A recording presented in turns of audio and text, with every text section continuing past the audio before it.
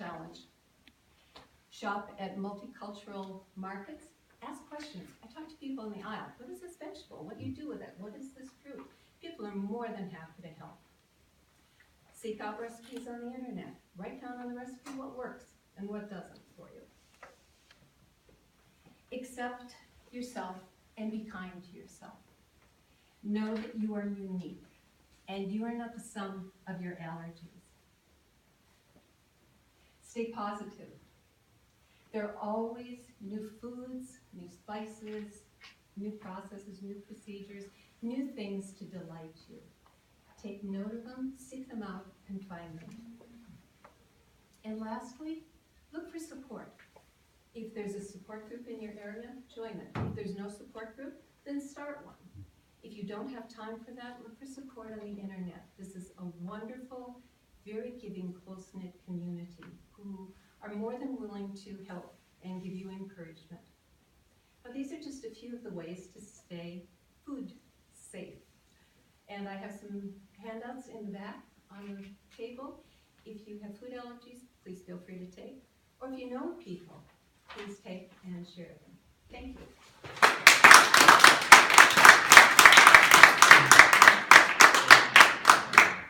Wow, that was beautiful. I had food poisoning one time in my life, and I know exactly what she's talking about. So there are some handouts. Please take them as you go out. Our next speaker. Before I introduce our next speaker, I would like to let you know that he is a very active and one of my favorite speakers in this club. He has a passion of helping and encouraging others.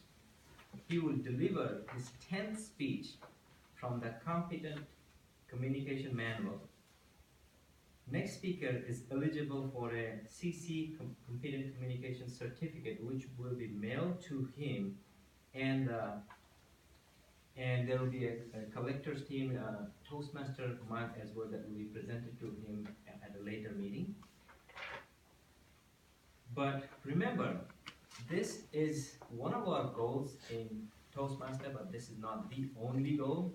And there are advanced manuals and leadership manuals and other things that we can pursue. However, this is a great achievement. According to Robert Ingersoll, the greatest test of courage on earth is to bear defeat without losing heart.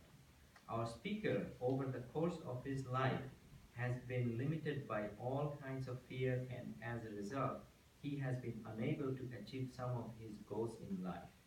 However, an incident that occurred a few weeks ago had a tremendous impact on him and changed his attitude regarding dealing with fear and living a life of courage. Our speaker is Toastmaster Sola Lani. Today, he will be giving his 10th project, which is inspire your audience. The objective of the speech objectives of the speech are inspire the audience by appealing to noble motives and challenging the audience to achieve a higher level of belief of achievements. The time requirement is 8 to 10 minutes, and the title of the speech is A Life of Courage.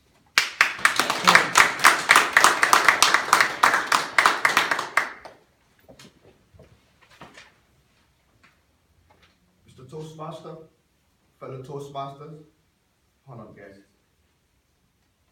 19 years ago, back home in Nigeria, when I was still dating my wife, I'd gone to visit her at home, and I spent about 3 delightful hours with her.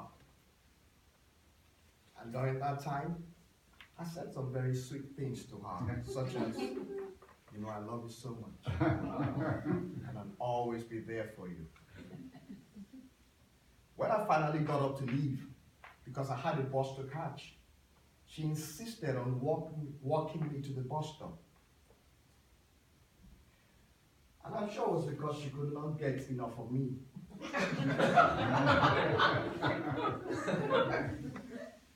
About 1,000 yards before we got to the bus stop, I suddenly heard loud gunshots and I felt bullets zipping past my head. And guess what I did? I ran. I ran for dear life. And just when I was about to kick it up a notch and run faster than the speed of light, I heard a voice behind me shouting, "Shola! Shola!" Who can that be? I reluctantly looked back. Lo and behold, it was my wife. In my haste to get away, I completely forgot about her and I left her behind. I slowed down enough for her to catch up with me. And when we eventually got to a safe location, the look she gave me said no. It was a look of anguish and disappointment. And she said to me, "Shola, I thought you were a man of courage, and I've always depended on you. I once got right through my heart, and I knew that my courage had failed me when it mattered most. I was devastated.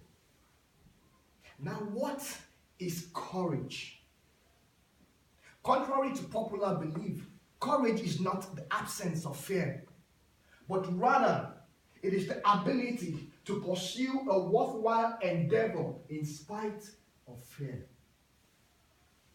Over the course of my life, I've been bedeviled so often by all types of fear, but the one that stands out the most is called atikiphobia, which simply means the persistent fear of failure. And it is the single greatest barrier to success. This fear has precluded me from exploring my entrepreneurial proclivities, such as writing a book, starting a non-profit organization that would cater to the needs of the less privileged in developing countries, building a free library in my hometown in Nigeria, and the list goes on and on and on. It seems as if my fear would ultimately preclude me from achieving some of my goals in life. Why must I be enslaved by my fear? Why? An incident that occurred a few weeks ago, however, changed my attitude regarding how to deal with my fear. 4 weeks ago precisely, one of the young men that I mentor at my local church is 21 years old and in college. He had gone to his college homecoming event, and on his way back, while driving on 83 South, his car broke down. As he stepped out of the car to check what the problem was, the car behind him ran him over. Unfortunately, the driver of the car failed to stop.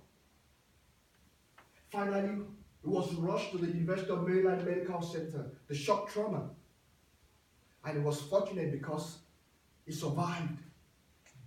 But in order to save his life, the medical team had no option but to amputate his right leg.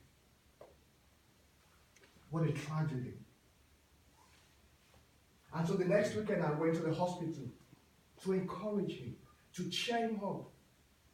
But when I got there, I had the surprise of my life. Instead of him being depressed, I was shocked. He was in high spirits. It was as if it was joyous. I was shocked. That was not what I expected to see. And when he saw me, he looked at me and said, "Uncle Shola, it's okay. I will pull through." He said, "This is just a temporary setback. I will still achieve my dreams in life." I had to look away because I don't want him to see tears streaming down my face. After all, I'd gone there to encourage him, not to depress him. Seemed to have turned the tables on me. This young man is an epitome of courage and hope, of persistence. So later that evening when I got back home, I began to reflect on what just happened and the things that he said to me. And I knew that I could no longer afford to hide behind my fear, to allow my fear to hinder me from achieving my goals in life. And I immediately made a determination to start confronting my fear and start living a life of courage. Maybe you are like me. Maybe your own fear is not the fear of failure. Maybe it's different. But whatever it is that is hindering you from achieving your goals in life, I want to invite you to come along on this journey with me. And let us start living a life of courage, confronting our fears, so that the dreams that we have on our inside will not die with us. According to Miguel de Cervantes, he who loses wealth loses much. He who loses a friend loses more. But he who loses his courage loses all. Once again, I invite you to come along with me on this journey. And let us adopt an attitude of courage. Face our fears. Fear really is an acronym for false evidence appearing real. Most of the things that we're scared of, they never happen to us. You already took the first step in confronting the fear of speaking in public. If you can conquer that fear, you can conquer every other fear that lies ahead of you. I challenge you to start living a life of courage. And I know that one day, you and I will be celebrated. Mr. Toastmaster.